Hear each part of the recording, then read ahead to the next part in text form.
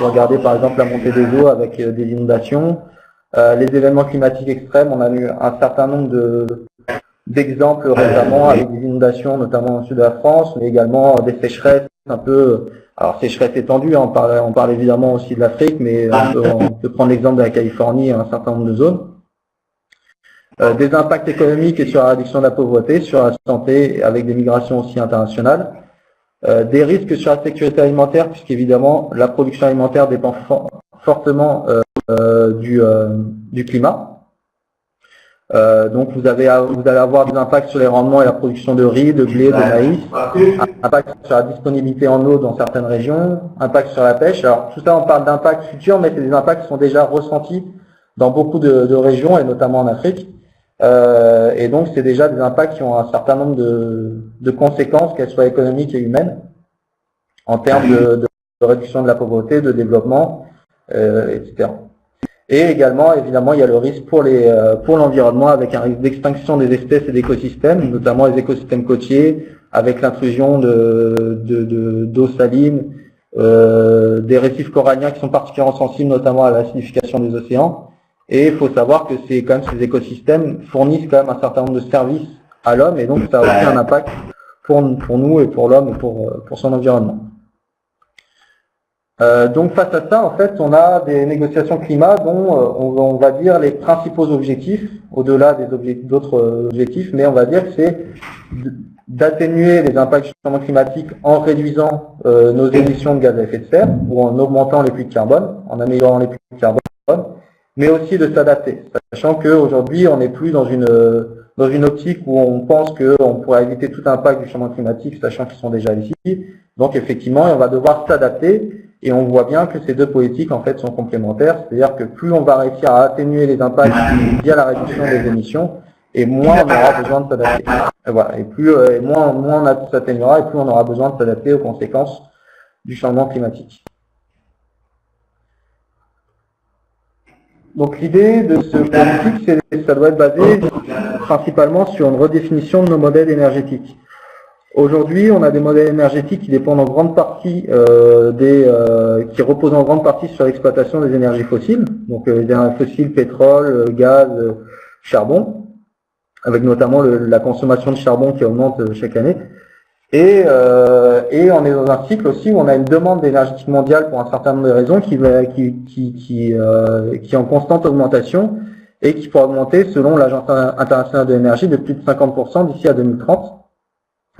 Alors, faut savoir qu'aujourd'hui, on a un objectif dans la négociation climat de limiter le réchauffement du climat à 2 degrés, et que ça, selon certaines estimations, ça nécessiterait qu'on limite nos émissions de gaz à effet de serre à 2900 gigatonnes de CO2 d'ici la fin du siècle, sachant qu'on en a émis à peu près 1900 à 2000 gigatonnes à l'heure d'aujourd'hui. Ça nous fait un crédit entre guillemets bien sûr, d'environ 900 à 1000 gigatonnes. Et si on regarde aujourd'hui toutes les réserves prouvées d'énergie fossile accessibles avec les technologies actuelles, donc on ne parle pas de potentielles réserves dans l'Arctique, etc., on a un potentiel d'émission qui est entre 3170 et 7100 gigatonnes d'émissions de CO2. Donc largement supérieur à ce qu'on est censé pouvoir émettre pour respecter l'objectif des 2 degrés qui a été fixé par la communauté internationale. Donc ça montre bien qu'aujourd'hui on est dans un schéma où on doit se diriger vers d'autres modèles énergétiques, et notamment vers des modèles énergétiques plus sobres où on va compresser la demande, mais également vers une fourniture d'énergie basée sur les énergies renouvelables. Si on regarde cette question de l'énergie pour l'Afrique, parce que c'est aussi ça la question de la conférence aujourd'hui, et c'est une question importante pour l'Afrique, c'est pas uniquement une question de climat évidemment, c'est avant tout une question de développement. Aujourd'hui, vous avez l'Afrique qui est le continent le moins électrifié au monde. Vous avez 70% de la population d'Afrique subsaharienne qui n'a pas accès à l'électricité, ou alors quand ils ont accès à l'électricité, il y a un prix du kilowatt qui est très élevé. Aujourd'hui, on a une déficit de l'offre qui est combiné à des pertes de réseau importantes. Parfois, les pertes de réseau peuvent s'accumuler jusqu'à 25% de la production et avoir des coûts équivalents à 5% du PIB dans certains pays, notamment, je crois qu'on a le Sénégalais, donc c'est au Sénégal, je crois que c'est à peu près les chiffres. Donc finalement, on a des modèles énergétiques qui sont très peu efficients pour le moment. Pour ceux qui n'ont pas accès à l'électricité ou à d'autres ressources d'énergie modernes, on utilise souvent la biomasse, donc ça a un certain nombre d'impacts en termes de santé et donc de développement, donc il y a des questions sur la santé, etc. Vous avez aussi un certain nombre de coûts qui sont liés au modèle énergétique actuel. Par exemple, vous avez l'Afrique qui dépense 18 milliards de dollars en 2010 en importation de pétrole et qui a des subventions aux énergies fossiles. 18 milliards de dollars, c'est à peu près le montant de l'aide que le continent a reçu, l'aide publique au développement que le continent a reçu la même année, et des subventions aux énergies fossiles de 50 milliards en 2011, qui correspond à peu près à 3% du PIB.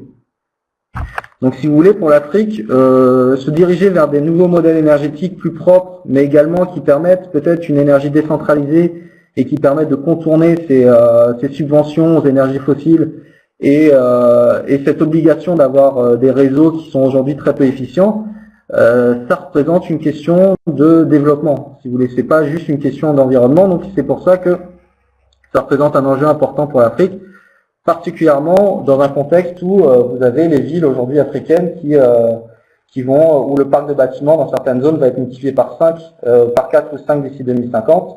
Et aujourd'hui, en Afrique, vous avez la population urbaine qui augmente en moyenne de 40 000 personnes par jour, et ça jusqu'en 2025, selon les chiffres d'ONU Habitat. Donc je vous laisse imaginer tous les besoins qu'il y a derrière, notamment en termes énergétiques, mais également en termes de ressources. Donc pour l'Afrique, donc ça c'est en termes de développement de modèles énergétiques, mais il va y avoir également des besoins en matière d'adaptation. Comme je l'ai dit tout à l'heure, l'Afrique c'est un des continents les plus exposés aux effets du changement climatique, notamment par le manque de moyens dont il dispose pour s'adapter. Et on estime, selon un rapport du PNUE, que le coût d'adaptation pour l'Afrique pourrait être égal à 6% du PIB d'ici 2100. Si le changement climatique atteint 4 degrés, ce qui, en fonction des tendances actuelles, semble être plutôt le cas, et 1% seulement pour une hausse de 2 degrés. Donc on aura quand même des coûts malgré tout, même si on arrive à limiter le changement climatique à 2 degrés, le réchauffement à 2 degrés, mais voilà, on passerait de 6% à 1% du PIB, donc avec des économies qui sont importantes. Pour cela, une des problématiques importantes et qui sera discutée notamment à Paris, c'est la question du financement. Si vous voulez, aujourd'hui, on a un financement pour l'adaptation qui est d'environ 1 milliard de dollars par an sur le continent. C'est assez largement inférieur à ce qui est nécessaire. Et dans ce cadre-là, notamment dans les conférences des parties précédentes, un certain nombre d'engagements ont été pris, notamment dans le cadre du Fonds vert pour le climat, de mobiliser, alors c'est pour l'ensemble des pays du Sud, c'est pas juste pour l'Afrique, mais un montant de 100 milliards de dollars par an d'ici 2020 pour justement financer ces politiques d'adaptation dans les régions qui n'ont pas aujourd'hui les moyens de le faire. Ok pour les 5 minutes, pas de problème. Je pense que je suis bien même. Donc, si vous voulez, ça vous présente un peu le contexte en Afrique. Donc, il y a un certain nombre d'enjeux. Évidemment, ces enjeux seront discutés dans la conférence climat, donc qui va débuter à Paris d'ici une semaine.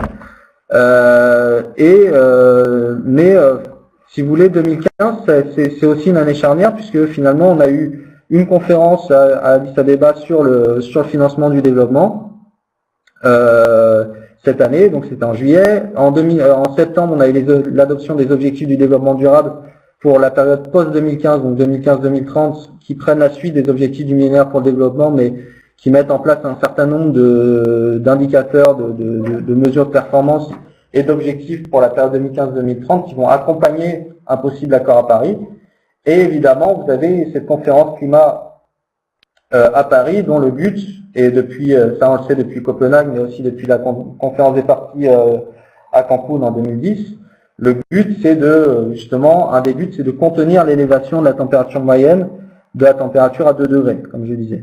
Donc pour éviter justement, limiter les impacts du changement climatique, que ce soit en Afrique ou ailleurs. Dans le titre de cet accord, en fait, cette année, la Convention 4 des Nations Unies sur le changement climatique, pour cet accord, a adopté une approche un peu innovante, qui est une approche ascendante, c'est-à-dire que chaque partie était invitée en fait en amont de la conférence, donc avec une date limite en mars pour les pays du Nord et en septembre pour les pays du Sud, devait présenter ses engagements en faveur du climat. Donc ces engagements n'étaient pas seulement des engagements d'atténuation, mais également des engagements en termes d'adaptation aux effets des changements climatiques et également en termes de financement, de transfert de capacités et voilà, d'aide aux pays les plus vulnérables. Donc un certain nombre d'accords a été présenté en amont de la conférence aujourd'hui, mais si on regarde pour le moment, on voit que ces accords, donc les accords qui ont été présentés, et notamment ceux des pays du Nord en termes d'atténuation, sont très largement inférieurs à ce qui serait aux efforts qu'on estime nécessaires pour limiter le réchauffement à 2 degrés, voire à 1,5 degré, qui est un objectif défendu par un certain nombre de pays.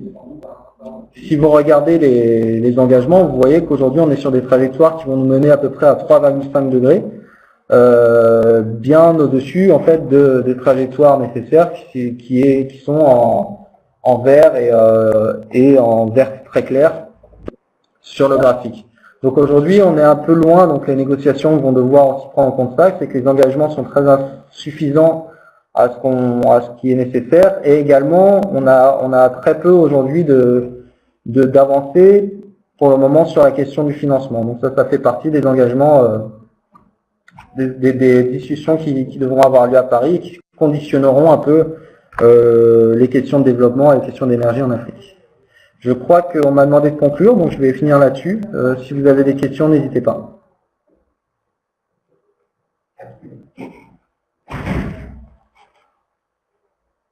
Merci. Voilà. Je m'approche du micro, Oui. vous m'entendez bien? Voilà, très bien. Merci. Est-ce qu'on a des questions dans les différentes salles? Par écrit, non. Oralement, peut-être. Est-ce que tout le monde entend? Est-ce que tout le monde a suivi? Bon, alors nous avons, merci Guillaume, nous avons une masse de données intéressantes d'abord sur les enjeux et puis sur la situation énergétique en Afrique. Moi, j'aurais une question en perspective, c'est simplement, j'imagine qu'il existe des projections pour qu'il y ait un accès global à l'énergie pour tout le continent. Combien d'années nous faudrait-il à l'Afrique pour avoir accès à l'électricité, pour que tout le monde ait accès à l'électricité? Vous voulez dire un accès global de la population à l'électricité? Oui. Je crois que vous avez un certain nombre de scénarios. Alors, c'est difficile de répondre à cette question. Je crois qu'il y a certains projets qui ont été mis en cours par des personnalités en France qui vit 10 ans, je trouve ça très optimiste, mais globalement, il y a des projections notamment d'IRENA ou d'un certain nombre d'organisations qui prévoient un taux d'électrification acceptable grâce aux énergies renouvelables d'ici peut-être 2040-2050, sachant qu'il y a en fait une des problématiques additionnelles qui s'ajoute un peu à ce qu'il y a en ce moment, et j'en ai un peu parlé, c'est que vous allez avoir une population urbaine qui va être multipliée par 3 d'ici 2050. Donc vous allez avoir des besoins qui vont être en considérable augmentation. Donc pour le moment, c'est assez difficile de dire quelle période serait nécessaire pour électrifier l'ensemble du continent. Ce qui est sûr, c'est qu'en tout cas, les énergies renouvelables constituent un potentiel important. On le voit par exemple en Éthiopie, qui aujourd'hui, grâce à ses centrales éoliennes, exporte de l'énergie. Et que l'électrification de l'Afrique ou l'accès de l'Afrique à l'énergie, notamment en zone rurale, pour moi, passe forcément par ces systèmes d'énergie renouvelable. Oui, merci Gamal. Alors, je bascule les questions qui arrivent. Alors, nous avons une question sur la question du financement pour l'Afrique. Vous en avez parlé. Mais une question que je ne sais pas si vous avez une réponse. Comment peut-on forcer les pays du Nord à respecter leurs engagements financiers? Et là, c'est pas seulement dans le domaine du changement climatique, hein, je crois. Et il y a aussi une question qui vient de Sciences Po Toulouse. Face aux réticences américaines quant à installer des mesures contraignantes pour contrer le réchauffement climatique, existe-t-il des négociations propres à l'Afrique? Je crois qu'il l'Afrique a une position commune sur le changement climatique à travers l'Union africaine. Voilà, je vais commencer par ce lot de questions, si vous pouvez nous éclairer, Guillaume. Merci. Oui, alors sur la thématique, comment obliger les pays à développer, à respecter leurs engagements, notamment en termes de financement, mais on peut l'étendre aussi en termes de réduction des émissions. Aujourd'hui, c'est quand même très difficile. Vous avez pas d'organismes internationaux qui puissent permettre de faire respecter un engagement. Donc ça repose aussi beaucoup sur la responsabilité de chaque pays. On avait dans le protocole de Kyoto un certain nombre d'engagements qui avaient été pris avec des sanctions financières si cet engagement n'était pas respecté. Malheureusement, on a vu que, notamment avec le retrait du Canada et surtout les États-Unis qui ont refusé de le ratifier, ça pose un certain nombre de problèmes dès qu'on parle de contraintes et donc dès qu'on parle d'accords contraignants. Face à cela, ça ne veut pas dire que les pays industrialisés ne font pas d'efforts. Il y a énormément d'efforts, notamment de l'Union européenne, qui sont faits. Et pour l'Afrique, je dirais qu'effectivement, il y a des négociations qui se font au niveau continental ou avec des partenaires en mode bilatéraux. Mais pour l'Afrique, ce qui est important, c'est de voir au-delà de l'aspect, on va dire, de l'aspect purement climatique, c'est de voir tout l'intérêt que ça a pour le développement et les opportunités que ça représente pour le développement de l'Afrique. Au-delà justement de cet aspect climatique. Donc pour le développement, ça a des aspects de résilience, ça a des aspects d'accès à l'énergie, donc de développement. Donc c'est aussi ça sur lequel l'accent doit être mis. Et ce, même si les pays industrialisés ne respectent pas leurs engagements. Après, c'est vrai qu'en termes de financement, aujourd'hui, les accords, ce qui a été concrétisé en termes de fonds verts, je crois qu'on est un peu à moins en termes de ce qui a vraiment été mobilisé, on est à peu près à 6 milliards, je crois, de dollars. C'est très largement insuffisant, mais ça fera partie des négociations dans la conférence de Paris. Ok, merci. On a encore deux questions, mais je vais les laisser peut-être pour la fin, parce qu'on va passer notre intervention. Attendez, peut-être que rapidement, Guillaume, et on nous demande est-ce que, en fait c'est très technique, est-ce qu'une mise en place des industries pour les nouvelles énergies reste dans la limite des 2900 GT? Alors pour les néophytes, ça veut dire quoi GT? Alors c'est gigatonnes de CO2, j'imagine. C'est à la limite on doit respecter d'ici 2100 pour... ouais. Il faut savoir que... Allô? Oui, Guillaume? Oui, excusez-moi, il y avait du bruit. Oui, il faut savoir que sur justement ces 2900 gigatonnes, la priorité, ça va être pour l'instant de compresser la demande. Aujourd'hui, en continuant dans cette d'ébriété énergétique, clairement, on ne pourra pas atteindre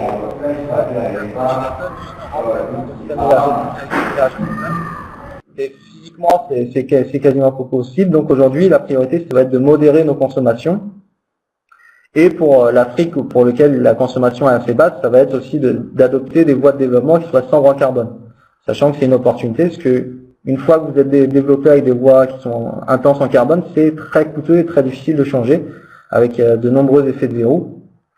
Donc voilà. Aujourd'hui, la priorité, plus que de savoir quelle industrie va permettre de respecter ces objectifs, c'est et ça c'est des choses qui dans certains pays n'aiment pas entendre, mais c'est un changement de comportement et c'est aller vers une sorte de sobriété énergétique et d'efficacité de nos équipements pour limiter la consommation. Et une fois que vous avez ça, effectivement, aller vers des